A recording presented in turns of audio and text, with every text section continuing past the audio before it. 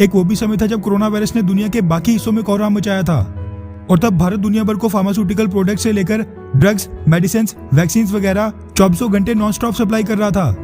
और आज ये नौबत आ गई है कि दुनिया के बाकी सभी देशों को अब भारत की मदद के लिए सामने आना पड़ रहा है और एक के बाद एक दुनिया के कई देश भारत के लिए किसी न किसी मदद का ऐलान कर ही रहे हैं। वैसे जो लोग कोविड-19 की वैक्सीन, रेमडेसिविर और हाइड्रोक्सीक्लोरोक्वीन के एक्सपोर्ट्स पर भारतीय सरकार की आलोचना कर रहे थे, उनको अब खुद भारत की हालत देखकर थोड़ा बहुत एहसास तो हो ही गया होगा कि आज जिस महामारी से हम लड़ रहे हैं वो कभी भी कोई भी रूप ले सकती है।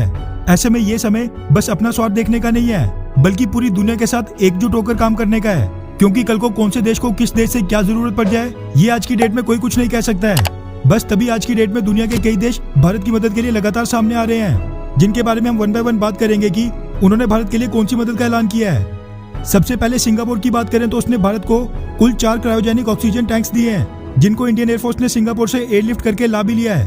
अब क्योंकि भारतीय सरकार के पास ऑक्सीजन को एक जगह से दूसरी जगह ट्रांसपोर्ट करने के लिए कंटेनर्स कम पड़ रहे थे, इसलिए सिंगापुर से सबसे पहले इन्हीं को लाया गया।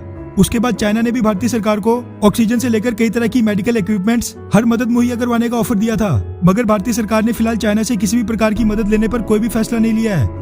उसके बाद रशिया की बात करें तो रशिया ने संकट की घड़ी में भारत की मदद करने के लिए ऑक्सीजन जनरेटर्स यानी ऑक्सीजन बनाने वाली मशीन्स, ऑक्सीजन कंसंट्रेटर्स, कोविड-19 के ट्रीटमेंट में इस्तेमाल होने वाले ड्रग्स और 3 से 4 लाख रेमडेसिविर इंजेक्शन के डोजेज हर हफ्ते सप्लाई करने का ऑफर दिया था, जिसको आगे आने वाले हफ्तों में बढ़ाया जाना था। लेकिन अब रशिया से ये रिपोर्ट्स निकल कर आ रही हैं कि बाकी सभी सामान तो रशिया से एयरलिफ्ट होकर भारत आ जाएगा, लेकिन 3 से 4 लाख रेमडेसिविर इंजेक्शन के डोजेज भारत फिलहाल रशिया से नहीं लेगा, क्योंकि रशिया जो रेमडेसिविर इंजेक्शन भारत को सप्लाई करने वाला था उसके इंटेलेक्चुअल प्रॉपर्टी राइट्स एक अमेरिकन कंपनी के पास हैं और रशिया खुद इलीगल तरीके से रेमडेसिविर इंजेक्शन की बिना लाइसेंस के प्रोडक्शन कर रहा था। ऐसे में अगर भारत रशिया से इंजेक्शन लेता तो वो भी अंतर्राष्ट्रीय कानूनों के खिलाफ होता।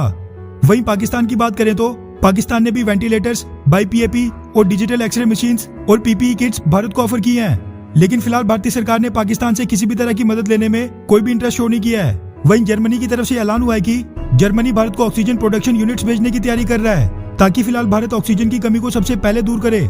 अमेरिका की बात करें तो अमेरिका ने बेशक लेट ही सही, लेकिन कोविड-19 वैक्सीन बनाने वाला raw material, therapeutics, ventilators, PPE kits, oxygen और बाकी कई तरह के मेडिकल इक्विपमेंट्स भारत को देने का ऐलान किया है। वहीं क्वाड एलाई ऑस्ट्रेलिया की बात करें तो ऑस्ट्रेलिया ने कहा है कि वो इमरजेंसी बेसिस पर भारत को वेंटिलेटर्स भेजने की तैयारी कर रहा है, क्योंकि उनके पास वेंटिलेटर स्टॉक पाइल में बिल्कुल अनयूज पड़े हैं। और जहां तक बात ऑक्सीजन की है, उसके लिए ऑस्ट्रेलियन गवर्नमेंट ने अपने सभी राज्यों को रिक्वेस्ट भेज दी है, जिसके बाद ऑक्सीजन सप्लाईज के बारे में भी फैसला लिया जाएगा। इसी के साथ इस संकट की घड़ी में भारत को और क्या मदद भेजी जा सकती है, इस पर ऑस्ट्रेलिया में कल एक कैबिनेट मीटिंग बुलाई गई है, जिसके बाद इस पर कोई बड़ा ऐलान हो सकता है। वहीं फ्रांस की बात करें तो उसने इमरजेंसी बेसिस पर सबसे पहले ऑक्सीजन वेंटिलेटर्स भारत की मदद के लिए भेजने का ऐलान किया है। इसी के साथ ब्रिटेन ने सबसे आगे आकर कई वेंटिलेटर्स, ऑक्सीजन कंसंट्रेटर्स और 600 से ज्यादा मेडिकल इक्विपमेंट्स इमरजेंसी बेसिस पर सबसे पहले भारत को भेजने का ऐलान कर दिया है। वहीं कनाडा ने भी भारतीय सरकार को वेंटिलेटर्स और पीपीई किट्स भेजने का ऐलान किया है और कहा है कि भारतीय सरकार को जो भी सहायता चाहिए होगी कनाडा वो सब देने को तैयार है। वहीं सऊदी अरब की बात करें तो उसने 80 मैट्रिक टन लिक्विड ऑक्सीजन मदद के तौर पर भारत को भेज भी दी है, जिनके साथ 4 क्रायोजेनिक ऑक्सीजन टैंक्स भी भेजे गए हैं। वहीं यूनाइटेड अरब एमिरेट्स ने दुनिया की सबसे ऊंची बिल्डिंग बुर्ज खलीफा पर तिरंगा लहराते हुए स्टे स्ट्रॉन्ग इंडिया मैसेज को डिस्प्ले किया। वैसे बाकी सब तो ठीक है, लेकिन पाकिस्तान और चाइना से मदद लेने पर भारत में लोगों की 2 राय हैं। कुछ लोगों का मानना है कि संकट की घड़ी में मदद ले लेनी चाहिए, तो वहीं कुछ लोगों का मानना है कि इनसे मदद बिल्कुल नहीं लेनी चाहिए। मगर आपकी क्या राय है? क्या चाइना और पाकिस्तान से मदद ले लेनी चाहिए, हाँ या फिर ना? नीचे कमेंट करके अपनी राय जरूर बताएं। अच्छा सुनो, चैनल को सब्सक्राइब करो, उसके बाद घंटी बजा देना ताकि अगली वीडियो आपसे मिस ना हो पाए। Thank you.